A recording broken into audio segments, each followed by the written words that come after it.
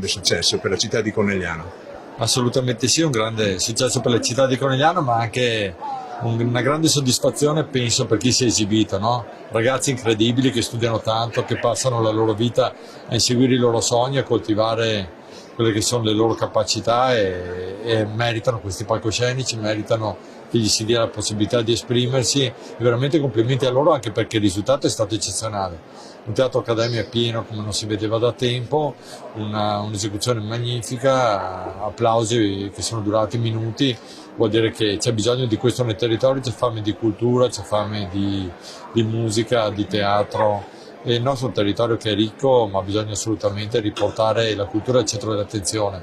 Ringrazio anche Notte in Cima, l'associazione, il gruppo di volontari che ha curato e ha seguito questa serata perché sono stati fantastici. Nasce anche da qua, anche dal volontariato, la forza del nostro territorio, ma il volontariato non è solo tutte le associazioni che conosciamo, fanno del bene, aiutano chi è in difficoltà, ma è anche volontariato culturale. Devo dire che questo un po' ci manca, per cui grazie veramente per tutto quello che hanno fatto.